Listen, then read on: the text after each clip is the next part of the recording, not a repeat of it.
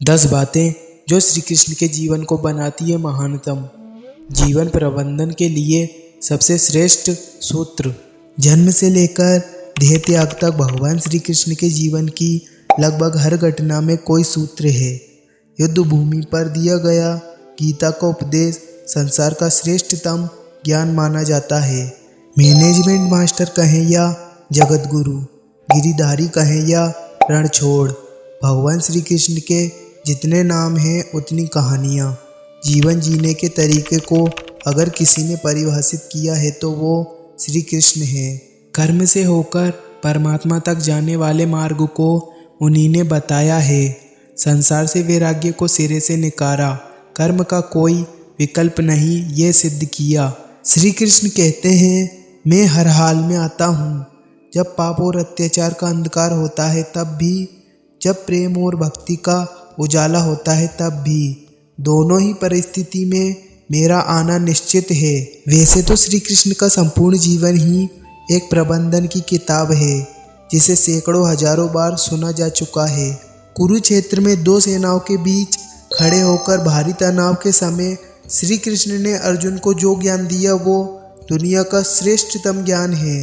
गीता का जन्म युद्ध के दौरान में दो सेनाओं के बीच हुआ। जीवन की श्रेष्ठतम बातें भारी तनाव और दबाव में ही होती हैं।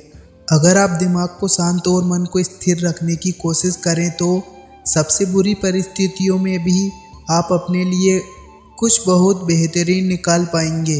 ये श्री कृष्ण सिखाते हैं। गीता पढ़ने से पहले अगर इस बात को समझ लिया जाए तो गीता पढ़ना सफल हुआ। श्री कृष्ण का जीवन ऐसी ही बातों से भरा पड़ा है। जरूरत है नजरिए की। उनका जीवन आपके लिए माइथोलॉजी का एक हिस्सा मात्र भी हो सकता है और आपका पूरा जीवन बदल कर रख देने वाला ज्ञान भी। आवश्यकता हमारी है, हम उनके जीवन से लेना क्या चाहते हैं। श्री कृष्ण मात्र कथाओं में पढ़ा या सुना जाने वाला पात्र नहीं है, वो चरित्र और व्यवहार में उतारे जाने वाले देवता हैं। श्री कृष्ण से सीखें कैसे जीवन को श्रेष्ठ बनाया जाए।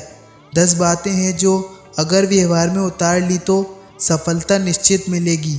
पहली बात, शुरू से अंत तक जीवन संघर्ष ही है। कारागृह में जन्मे श्री कृष्ण पैदा होते ही रात में यमुना पार कर गोकुल ले जाए गए। तीसरे दिन पूतना मारने आ गई। यहाँ से शुरू हुआ संघर्ष। देह त्यागने से पहले द्वारिका डुबोने तक रहा। आप कोई भी हो, संसार में आए हैं तो संघर्ष हमेशा रहेगा। मानव जीवन में आकर परमात्मा भी सांसारिक चुनौतियों से बच नहीं सकता। श्री कृष्ण ने कभी किसी बात की शिकायत नहीं की, हर परिस्थिति को जिया और जीता। श्री कृष्ण कहते हैं कि परिस्थितियों से भागो मत, उसके सामने डट कर खड़े हो जाओ, क्योंकि कर्म करना ही मानव जीवन का पहला कर्तव्य है। हम कर्मों से ही परेशानियों से जीत सकते हैं। दूसरी बात, स्वास्थ्य शरीर से ही विजय है। श्री कृष्ण का बचपन माखन मिश्री खाते हुए गुजरा। आज भी भोग लगाते हैं हम, लेकिन ये संकेत कुछ और हैं। आहार अच्छा हो, शुद्ध हो, बल देने वाला हो। बचपन में शरीर को अच्छा आहार मिलेगा तो ही इंसान युवा होकर वीर बनेगा।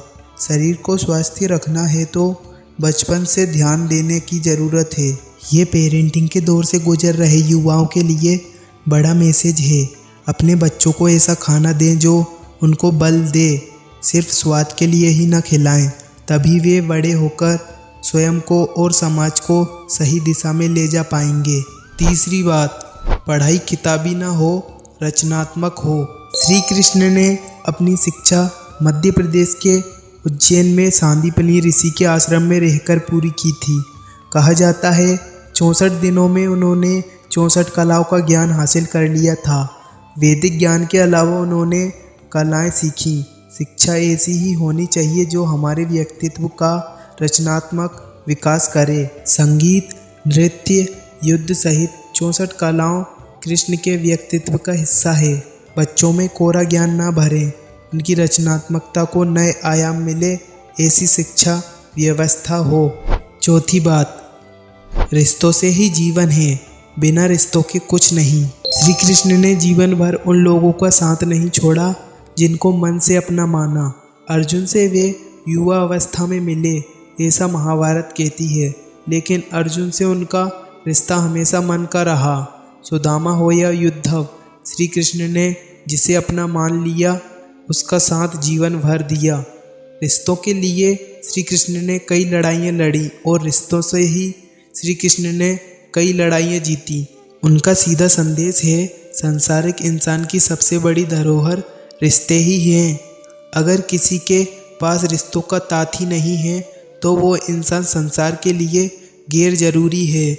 इसलिए अपने रिश्तों के दिल से जिए, दिमाग से नहीं।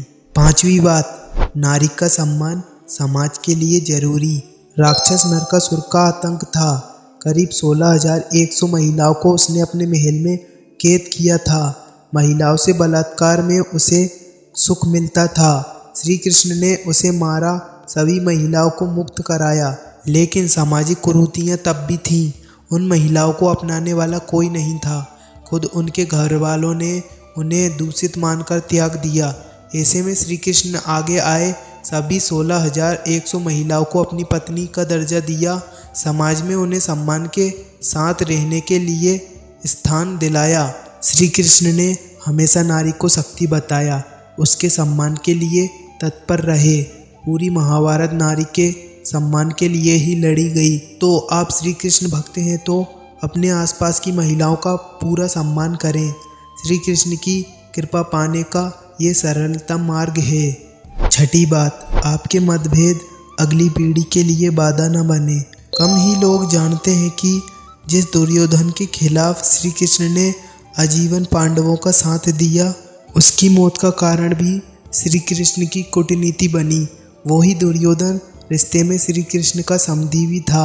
श्री कृष्ण के पुत्र शाम ने दुर्योधन की बेटी लक्ष्मणा का अपहरण करके उससे विवाह किया था, क्योंकि लक्ष्मणा शाम से विवाह करना चाहती थी, लेकिन दुर्योधन खिलाफ था।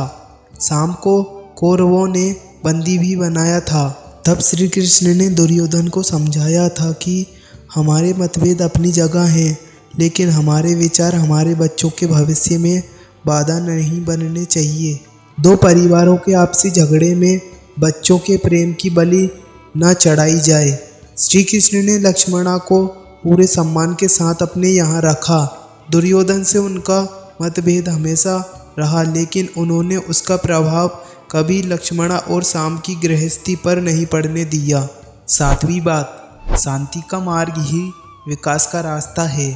श्री कृष्ण ने महाभारत युद्ध के पहले शांति से समझौता करने के लिए पांडवों और कौरवों के बीच मध्यस्थता की। हालांकि दोनों ही पक्ष युद्ध लड़ने के लिए आतुर थे, लेकिन श्री कृष्ण ने हमेशा चाहा कि कैसे भी युद्ध टल जाए। झगड़ों से कभी समस्याओं का समाधान नहीं होता है।